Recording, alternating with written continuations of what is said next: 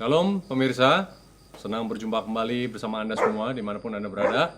Adalah suatu berkat yang luar biasa kita kembali bersama di dalam acara seruan nyaring kali ini. Nah, kami berada di studio Alam di HCBN saat ini. Ingin membawakan sekali lagi suatu pesan mungkin dari pelajaran Alkitab yang begitu indah, kiranya dapat menguatkan kita semua dalam kehidupan kita masing-masing. Dan kita bisa mengetahui apa yang harus kita lakukan dan peran kita sebagai umat Tuhan. Nah, pembicaraan kita, saya beri judul manusia yang suka ditipu. Ya, saya yakin tidak ada sebenarnya manusia senang ditipu secara sadar. Namun pelajaran-pelajaran kita hari ini membuktikan bahwa sesungguhnya manusia ini menyukai sesuatu yang tidak nyata. Menyukai sesuatu yang sebenarnya tidak sesungguhnya adalah hal yang benar. Nah, untuk itu kita sebelum kita baca firman Tuhan, ada baiknya kita bersama-sama berdoa terlebih dahulu. Mari kita berdoa. Bapa di surga, puji syukur padamu Tuhan, kebaikan bersama dengan kami sepanjang hari ini dan bersama dengan pemirsa di tempat mereka masing-masing. Biarlah roh Tuhan menguasai kami dari pikiran kami dan juga kata-kata kami Tuhan, supaya firman Tuhan yang kami pelajari dapat menjadi suatu kekuatan yang baik bagi kehidupan kami masing-masing. Terima kasih Tuhan, dalam nama Yesus kami berdoa, amin. Nah, ada satu tulisan yang diberikan pada kita melalui hambanya Nyonya Ellen G. White yang berbunyi seperti ini. Terdapat di Testimoni volume 5 halaman 190. Beberapa yang mengaku sebagai juru kabar Tuhan dalam kehidupannya sehari-hari ternyata menyangkal iman mereka. Mereka mengajarkan kebenaran yang penting kepada orang, namun siapa yang mendengarkannya? Siapa yang bertobat dari dosa-dosanya? Para pendengar tahu bahwa mereka yang berkhotbah hari ini besok akan terlebih dahulu bergabung dengan dalam hura-hura, kepelesiran, dan tindakan yang urakan ya. Pengaruh mereka dari mimbar meredam kesadaran dari orang-orang yang tidak bertobat dan mengakibatkan pelayanan diolok-olok. Nah, saudara-saudara, mungkin bisa terjadi pada Anda dan saya. Seringkali kita mengajarkan kebenaran, kita berdiri di mimbar Tuhan. Mungkin kita memberitakan kabar baik melalui mulut kita. Tetapi kehidupan kita tidak sesuai dengan apa yang keluar dari mulut kita di saat kita berkhotbah. Kita mengajarkan hal-hal yang benar. Nah, untuk itulah seringkali manusia merasa, wah, kalau begitu memang saya tidak pantas mengabarkan hal-hal yang benar. Karena saya tidak pantas, saya tidak cocok, ya. Gantinya mereka bertobat memperbaiki apa dalam kehidupan mereka supaya sesuai dengan apa kata-kata mereka. Banyak orang yang kemudian menyesuaikan kata-katanya disesuaikan dengan kehidupannya sendiri. Ya. Tuhan mengajarkan kita tetap harus memberitakan apa yang benar. Mungkin dengan cara-cara yang benar pula ya. Kalau kita mau memberitakan sesuatu kepada orang, kita katakan, saudara, maaf, Anda katakan pada saya apa balok di depan mata saya, supaya saya ingin memberitahu apa selumbar di hadapan mata Anda. Bukannya kemudian kita dengan tidak mau merubah hidup kita, jadi kita lunturkan pekabaran melalui mulut kita, melalui mimbar-mimbar kita ini. Jangan dibalik. Inilah kemudian kenapa manusia suka mendengar kebohongan dan juga suka memberitakan kebohongan. Banyak di gereja-gereja kita sekalipun pendeta-pendeta, orang-orang sudah diurapi, hamba-hamba Tuhan, tua-tua gereja berdiri di mimbar Tuhan membawakan obor nubuatan dengan api yang asing yang dinyalakan dari neraka katanya. Waduh, kalau kita melihat amaran yang Tuhan berikan melalui tulisan-tulisan roh nubuat, saudara, kita harus menanggapinya sesungguhnya sebagai hal yang positif. Kita di dalam kehidupan kita inilah kita memberitakan Injil lebih lantang daripada apa yang kita bisa katakan dengan mulut kita sendiri. Ya, saudara-saudara di rumah atau dimanapun Anda berada, kami juga ditemani saudara-saudara kita di studio saat ini. Marilah kita menggali, ya, menggali apa sesungguhnya yang harus kita lakukan supaya jangan kita putarbalikkan ini. Ya, manusia suka cenderung memutarbalikkan, bukan pekabarannya dilantang dan memperbaiki hidupnya, namun kemudian pekabaran-pekabaran yang dibicarakan melalui mimbar-mimbar kita, melalui pertemuan-pertemuan kita, sudah begitu jauh dilunturkan karena kehidupan kita masing-masing. Nah, Tuhan mempunyai janji di dalam buku Peristiwa Akhir Zaman dalam halaman 209, paragraf ketiga. Ya, Last Days Event adalah judul aslinya, tulisan Nyonya White juga. Halaman 209 dikatakan, akan ada pada gereja-gereja Masehi yang hari ke-7 suatu manifestasi kuasa Tuhan. Manifestasi kuasa Tuhan akan turun di gereja yang kelihatannya suam ini, yang kelihatannya tidak ada harapan, yang yang sering kali berkata kebohongan. Bukan melalui mimbar-mimbar, saudara. Kebohonganlah yang kita bicarakan di dalam gereja-gereja mimbar-mimbar kita dengan cara apa? Kehidupan kita yang tidak selaras dengan firman Tuhan sendiri, itulah kebohongan. Tetapi kalau kita melihat kebohongan yang terjadi setiap saat, setiap kali kita datang ke gereja, kepalsuan, dan juga kehidupan yang begitu keduniawian yang begitu merajalela, sesungguhnya Tuhan sedang menunggu kerendahan hati kita. Ya, karena tulisan ini. Saudara, gereja kita yang kelihatan suam ini, mungkin saudara pergi ke gereja manapun, apa yang terjadi di gereja orang-orang yang mengaku pengikut Tuhan, hal yang sama terjadi. Namun Tuhan katakan di dalam gereja Masehi hari ke-7 ini akan bangkit suatu manifestasi Roh Kudus yang tidak pernah terjadi sebelumnya. Namun hal ini akan mengguncang, ya, membuat dua kelompok. Yang satu grup akan merendahkan diri mereka di hadapan Tuhan dan membuka pintu hati mereka untuk mengakui dan bertobat. Sementara yang berikutnya adalah yang tetap menolak. Yang menolak ini mayoritas, saudara. Mayoritas seperti yang Anda lihat hari ini, ya akan tetap menjadi seperti itu sampai Kristus datang. Nah, dalam Great Controversy halaman 43 ditekankan kembali, ya, di gereja-gereja Anda, di gereja-gereja kita, saudara, seperti seakan-akan saya tidak bosan-bosan harus mengungkapkan hal ini, karena inilah yang akan terjadi. Dua kelompok ini akan selalu ada di antara kita yang mengaku pengikut Kristus. Satu kelompok yang akan mempelajari sungguh-sungguh kehidupan Kristus dan mencari untuk mengkoreksi kecacatan mereka dan menurut kepada Sang Teladan. Kelompok yang satu akan menyepelekan kebenaran yang praktis, sederhana dan mudah dimengerti, dan menyatakan kesalahan mereka. Atau kata lain, satu kelompok tidak mau dibohongi, satu kelompok lagi sukanya dibohongi saja dengan hal-hal yang memang kosong. Nah, saya mau ingin bawa Anda ke Yesaya 30. Nah, Yesaya 30 ayat 9 dan 10. Nah, Yesaya 30 ini adalah suatu nubuatan, amaran yang Tuhan miliki kepada manusia. Ini menggambarkan penolakan Israel yang berujung kepada apa? Mereka meninggalkan Tuhan sepenuhnya. Mengapa demikian? Yesaya 30 ayat 9. Kita tahu Israel ini adalah umat pilihan Tuhan, umat yang dengan bangganya memiliki status bahwa mereka ini dipisahkan, mereka ini biji mata Tuhan sendiri. Mereka ini adalah umat pilihan Tuhan, umat yang rajani. Ya.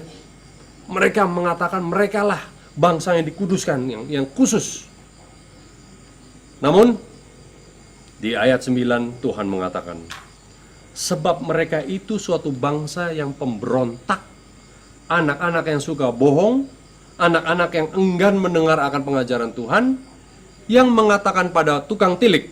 Ya, tukang tilik ini adalah orang yang melihat, pelihat, ya. Jangan menilik. Dan berkata pada para penubuat. Ini terjemahannya kurang tepat, ya. Janganlah bernubuat, katanya. Jangan bernubuat bagi kami hal-hal yang benar, tetapi katakanlah kepada kami hal-hal yang manis. Lihatlah bagi kami hal-hal yang semu. Menyisihlah dari jalan, ambillah jalan lain. Jangan susahi kami dengan Yang Maha Kudus, Allah Israel. Saudara, kita tahu di Pengkhotbah 1 ayat 9 dikatakan, tidak ada sesuatu yang baru di matahari. Apa yang sudah pernah terjadi akan terjadi lagi, yang dulu terjadi sekarang pun terjadi. Umat-umat Tuhan dulu yang dikhususkan dengan tugas atau status tertentu merasa kemudian nyaman hanya karena menyandang status tersebut.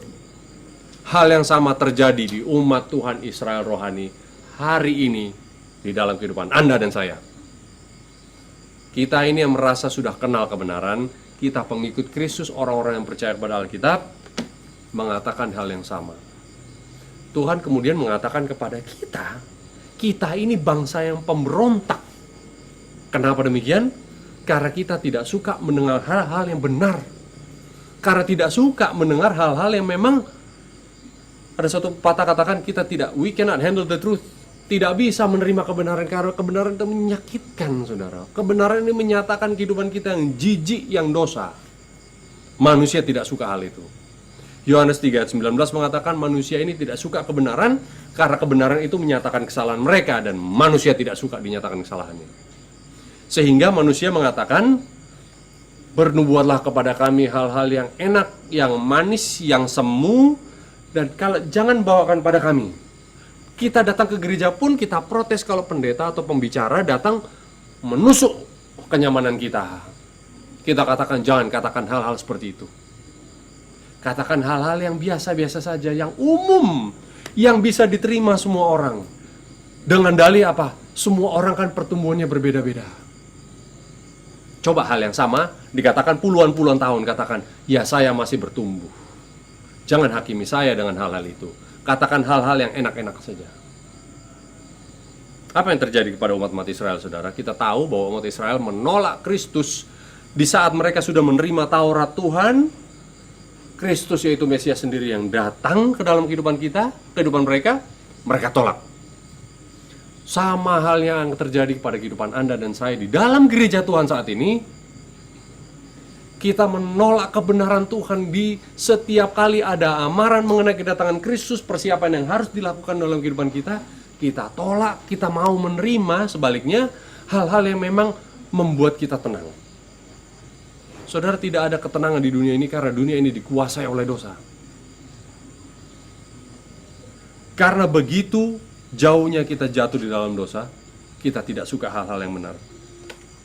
Nah, ada suatu cerita lagi saudara-saudara yang diambil dari buku Dua Tawarik, Dua Raja-Raja dan Dua Tawarik juga, Satu Raja-Raja dan Dua Tawarik 17-18, mengingatkan bagaimana seorang raja Israel, ya. Israel ini kita tahu dibelah dua setelah Salomo mati. Dua kerajaan di selatan yaitu Benjamin dan Yehuda, lalu 10 kerajaan di utara, Israel, 10 anak-anak Yakub ada di utara. Saudara, dua-duanya ini kadang murtad, kadang baik dan sebagainya. Tapi kebanyakan yang di utara, yang 10 kerajaan di utara inilah yang kebanyakan murtad. Nah, cerita ini diambil mengenai seorang raja namanya Yosafat. Yosafat ini raja dari selatan, kaum Yehuda. Yosafat ini sesungguhnya raja yang baik. Dia mengikuti jalan-jalan ayahnya yaitu Asa, sama dengan jalan-jalan yang sudah ditempuh oleh Daud dan Salomo. Raja yang baik, raja yang taat kepada Yahweh, tahu perintah-perintah Tuhan. Nah, karena begitu bijaknya juga ini Raja Yosafat. Coba kita buka ya. Raja Yosafat ini di dalam 2 Tawarik 17 dikatakan mengikuti jejak ayahnya, dan oleh sebab itu ayat 5, Tuhan mengokohkan kerajaan yang ada di bawah kekuasaannya. Seluruh Yehuda memberikan persembahan kepada Yosafat sehingga dia menjadi kaya dan sangat terhormat. Dengan tabah hati dia hidup menurut jalan yang ditunjukkan Tuhan. Dia pula menjauhkan dari Yehuda segala bukit pengorbanan dan tiang berhala. Tiang berhala ini adalah grove ya, ini adalah Asyera. nabi mereka, Baal dan Asyera inilah yang dipatahkan dari tanah Yehuda seluruhnya. Tidak boleh katanya di saat zamannya Yosafat. Nah, saudara, namun Yosafat ini katakanlah melakukan suatu kesalahan. Ya. Sesungguhnya ini adalah cerita paralel bagi gereja kita, gereja Anda dan saya ini. Kita mengetahui kebenaran, sungguh-sungguh cari Tuhan, namun kita melakukan suatu kesalahan. Apa itu kesalahan? Kita lihat nanti ya. Namun ujungnya sama dengan cerita Salomo. Salomo ini bijak, dia diberkati Tuhan. Ya, kita juga bijak diberkati Tuhan bukan hanya karena materi ya. Kebijakan dan kebahagiaan hidup Tuhan sudah berikan pada kita, namun kita berbelok dari jalan yang benar. Nah, di 2 Tawarik 18 dikatakan, Yosafat ini karena dia begitu kaya dan dia sangat terhormat, tapi dia melakukan satu kesalahan. Dia menjadi besan Ahab. Nah, saudara tahu, seringkali cerita Ahab ini dikaitkan dengan cerita Elia. Nah, cerita mengenai kaitannya dengan Yosafat ini jarang diceritakan ya. Ahab ini adalah seorang raja yang jahat. Ahab ini dari raja Israel, 10 suku Israel yang di utara. Yosafat dari 2 kerajaan yang dari selatan. Mereka ini dulu satu rumpun sama-sama orang Israel ya. Namun karena ada pemisahan, lalu Yosafat menjadi raja di saat Ahab menjadi raja juga. Yosafat melakukan satu kesalahan, yaitu mengambil anak Ahab yaitu Atalia untuk kawin dengan anaknya sendiri, yaitu Yoram. Jadi Yosafat punya anak Yoram, Ahab punya anak Atalia. Saudara-saudara, Alkitab mengatakan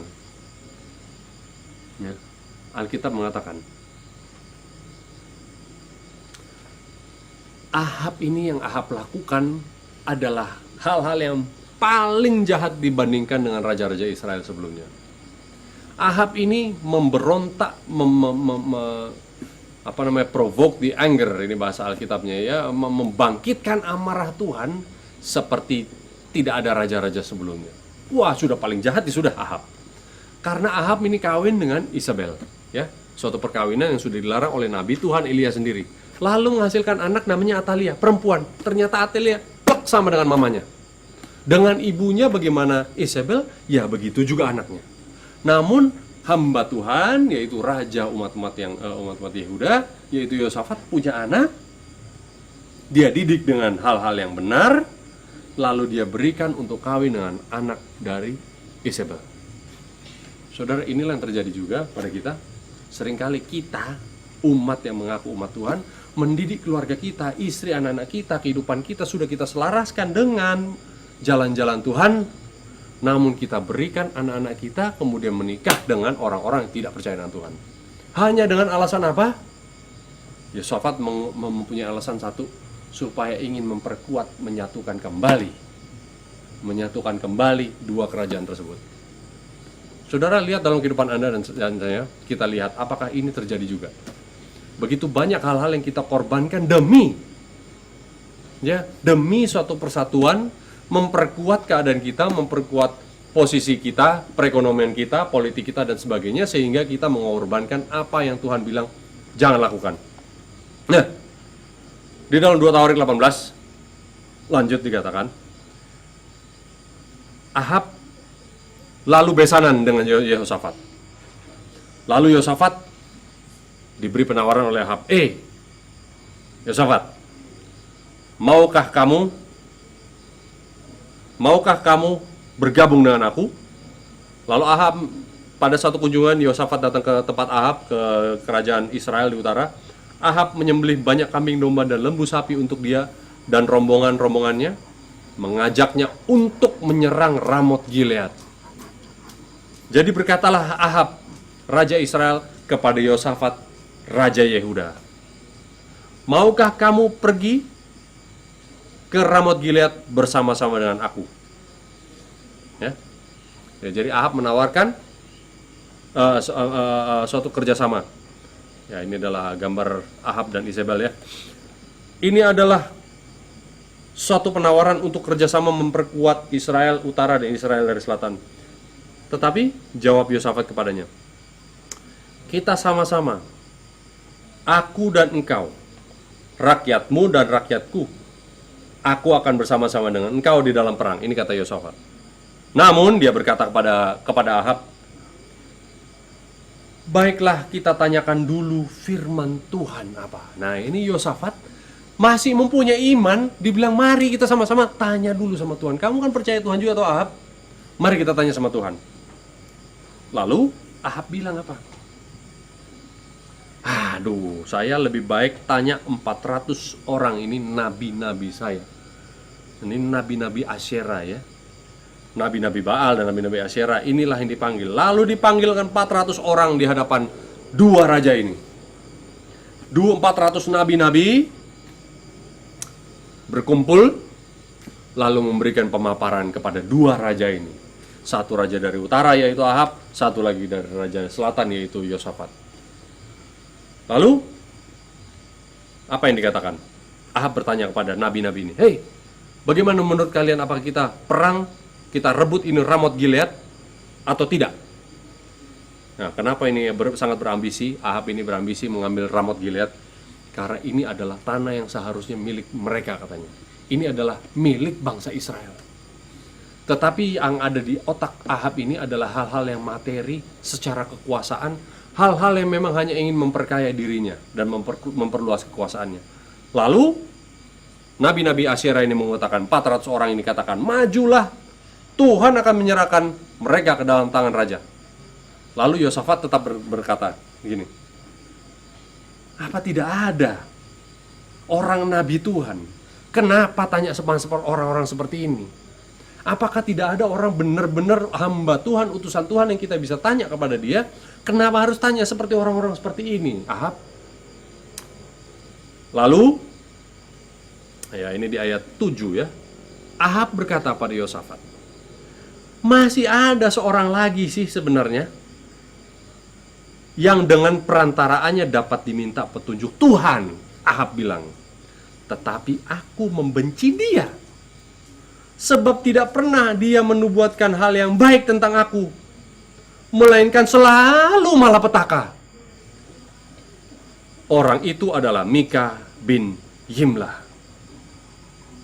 Lalu kata Yosafat, janganlah raja berkata demikian. Jemput Mika bin Yimlah dengan segera. Lalu dijemputlah Mika ini, sementara Raja Israel dan Yosafat, Raja Yehuda, duduk masing-masing di atas tatanya dengan pakaian kebesaran, satu tempat pengirikan di depan pintu gerbang Samaria.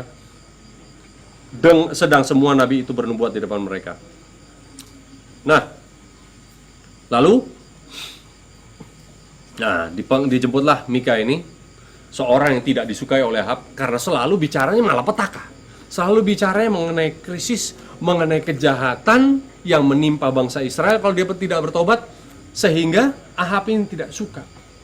Kalau Alkitab mengatakan jelas Ahab tidak suka, karena Ahab ini adalah orang yang paling benar-benar hidup jauh dari Tuhan dibanding raja-raja sebelumnya. Nah, setelah Mika dipanggil, Mika ditanya, bagaimana? Apakah ini di ayat 15 ya? Di ayat 16. Apakah kita pergi rebut Ramot Gilead ini atau tidak? Lalu jawabnya, telah kulihat seluruh Israel bercerai di gunung-gunung seperti kambing domba yang tidak punya gembala. Ini kata Mika, sebab itu Tuhan berfirman, mereka ini tidak punya Tuhan. Baiklah, masing-masing pulang ke rumahnya dengan selamat. Artinya apa, saudara? Di saat Mika ditanya, Mika ini hamba Tuhan yang benar, yang tidak disukai oleh Ahab, ditanya apa yang harus kita buat, Mika katakan, jangan berperang, karena saya lihat Tuhan memberikan penglihatan pada saya, umat-umatmu akan tercerai-berai seperti domba yang tidak ada, kambing yang tidak ada gembalanya. Jadi suruh saja pulang masing-masing, jangan berperang. Lalu Ahab katakan apa? Tuh kan, apa saya bilang? Pasti dia tidak setuju dengan saya. Ahab ini mengatakan hal yang coba meyakinkan Yosafat bahwa sudahlah, ini orang memang selalu bicaranya malapetaka terus. Tidak usah dengar sama dia. Mari kita berperang. Kemudian Yosafat mengambil suatu keputusan, ayo kalau begitu mari kita perang. Jangan dengarkan Mika. Yosafat adalah orang yang benar, saudara. Namun karena ada bujukan dari Ahab, karena Ahab tidak suka amaran dari Tuhan, terpengaruhlah Yosafat juga, kemudian mereka pergi berperang. Apa yang terjadi di peperangan, saudara? Peperangan itu di bukit yang samalah, kemudian Ahab terbunuh karena panah. Lalu karena terbunuh dan sebagainya, tentara Israel tercerai-berai berserakan seperti apa yang sudah dinubuatkan oleh Mika kepada mereka. Lalu Yosafat ingat, Tuhan ampuni aku. Saya sudah mendengar amaran Tuhan tapi saya tidak mau menghiraukannya. Akhirnya Yosafat menarik semua pasukannya, ayo pulang, kalah kita ini. Sesegera mereka pulang, dengan kekalahan yang begitu payah mereka ini, mereka akhirnya sampai di tempat masing-masing. Yosafat bertobat. Nah, saudara,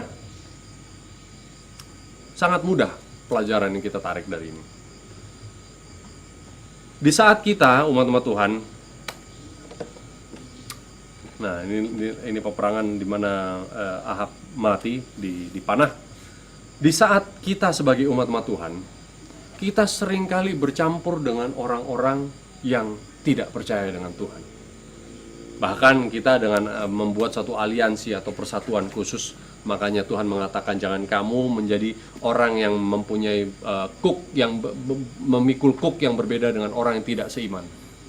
Kemudian inilah pengaruh-pengaruh inilah yang kemudian masuk ke dalam kehidupan kita, sehingga hamba Tuhan yang tidak disukai oleh orang dunia itu membuat kita pun kemudian mempunyai pemikiran dan sikap yang sama.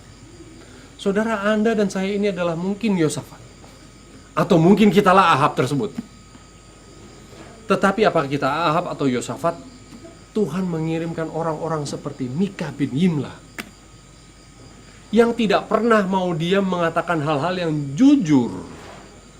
Orang-orang yang akan selalu mengatakan hal-hal yang benar-benar sesuai dengan firman Tuhan. Orang-orang yang memberitakan Injil yang kekal. Saudara tahu Injil yang kekal itu apa? The everlasting gospel yang ditulis di dalam buku Wahyu 14 ayat 6. The everlasting gospel ini diberikan sejak Adam penciptaan. Adalah apa? Kalau kamu menurut semua firman-Ku dan semua ketetapan-ketetapan yang Aku sudah berikan padamu, Aku akan membuat engkau menjadi suatu bangsa yang khusus, bangsa yang kudus. Aku memberikan kamu makan dari pusaka Yakub. Saudara, inilah janji Tuhan. Israel yang dahulu melalui raja-rajanya ini, seringkali mereka menolak amaran-amaran yang Tuhan berikan. Karena apa? Tuhan dengan segala kasih karunia-Nya terkadang mengizinkan malapetaka terjadi kepada Anda dan saya, supaya kita kembali kepada firman Tuhan. Bukan untuk kemudian membunuh kita atau mengambil kebahagiaan kita sendiri, saudara. Karena sesungguhnya nasihat Roh Nubuat juga mengatakan hal itu di dalam Sermon and Talks volume 1 halaman 385. Tuhan memberikan kita satu hal. Dia memberikan kita waktu dan tenaga untuk melakukan pekerjaan mengajar orang pelajaran-pelajaran yang sama yang mengguncang laki-laki dan perempuan di tahun 1843 dan 1844. Apa artinya? Saudara, di tahun 1843 dan 1844 ini adalah suatu era kebangkitan, ya, di saat orang-orang diberitakan bahwa Kristus akan datang. Saudara, luar biasa Roh Tuhan menyertai bahwa persiapan harus dilakukan bagi umat-umat Tuhan. Walaupun sesungguhnya bukan karena Kristus ingin datang secara fisik pada saat itu, namun inilah di saat penghakiman ini tiba, Tuhan ingin kita memberitakan segala sesuatu dengan kejujuran yang penuh, sesuai dengan firman Tuhan kepada seluruh dunia. Melalui kehidupan kita amarkan kepada dunia. Kehidupan apa yang menunjukkan pada dunia bahwa kita orang-orang yang mau bersiap kedatangan Kristus. Pekabaran inilah yang harus diberikan kepada manusia seluruh dunia. Karena inilah akan mengguncang sama dengan pekabaran yang mengguncang orang-orang di tahun 1844. Lalu tulisan yang berikut lagi. kekuatan yang mengguncang manusia dahsyatnya di tahun 1844 akan kembali lagi dibangkitkan. Ya, Tuhan mempunyai janji ya, bahwa pekabaran 3 malaikat akan maju bukan dengan bisik-bisik, namun dengan suatu seruan yang nyaring. Testimoni volume 5 halaman 252. Saudara, pekabaran itu terutama harus datang dari kehidupan kita dahulu. Anda dan saya diberi satu tanggung jawab untuk mengerti terang melalui firman Tuhan. Di saat kita mengerti terang ini, kita seperti berkaca dalam kehidupan kita. Saudara, begitu lusuhnya kebenaran kita ini seperti kain lara. Kita ini bangsa yang najis. Bangsa yang sungguh-sungguh memerlukan kasih karunia Tuhan. Sungguh-sungguh harus benar-benar bertobat setiap hari. Lalu kemudian melihat kehidupan kita sesuai dengan kehidupan Kristus yang kita sembah. Lalu kita akan menyelaraskan kehidupan Kristus karena Dia akan datang lagi menjemput umatnya yang sudah dirubahkan secara tabiat di dalam kehidupan yang berdosa ini. Jadi saudara, kalau dalam kehidupan Anda dan saya, kita mengikuti nasihat Tuhan, kehidupan kita ini akan menjadi suatu kehidupan yang menemplak orang. Apalagi kalau kita berbicara. Anda dan saya diberi satu tanggung jawab untuk memberikan suatu amaran. Untuk pertama-tama hidup sesuai dengan apa yang Tuhan inginkan untuk kita hidupkan. Dan untuk mempercayai satu hal, di dalam satu penurutan kepada hukum Tuhan adalah suatu keberuntungan. Ya, ini ditulis dalam Child Guidance halaman 81. In obedience to God's law there is a great gain. Di dalam penurutan akan hukum Tuhan, firman Tuhan sepenuhnya, ada suatu keberuntungan yang besar. Itulah juga kunci kebahagiaan yang sesungguhnya. Saudara, apabila Anda dan saya selama ini suka mendengarkan hal-hal yang kosong, apabila selama ini kita sesungguhnya suka ditipu, kalau kita datang ke gereja mau mencari Tuhan pun kita minta Tuhan untuk menyesuaikan dengan kehidupan kita, bukan kehidupan kita disesuaikan dengan Tuhan. Inilah hal-hal yang perlu kita rubah. Karena sesungguhnya damai sejahtera Tuhan itu hanya ada melalui firman Tuhan, hanya ada melalui penurutan akan perintah-perintah Tuhan. Inilah suatu doa dan harapan dari saya supaya kita mengadakan suatu perubahan dan pertumbuhan di dalam Kristus setiap hari. Mari kita berdoa. Bapa kami di surga, terima kasih Tuhan sudah bersama dengan kami selama kami belajar, selama kami membuka firman Tuhan. Kami bersyukur Tuhan, Tuhan sudah memberikan amaran bagi kami bahwa kebenaran itu sesungguhnya harus menyakitkan karena kehidupan kami yang begitu jauh dari dosa Tuhan. Tuhan ingatkan kami lagi supaya kami bertobat setiap hari, menyesuaikan kehidupan kami sesuai dengan firman Tuhan. Bukan memilah-milah memilih firman Tuhan supaya disesuaikan dengan kehidupan kami, kesenangan kami, dan kecintaan kami akan dunia ini Tuhan.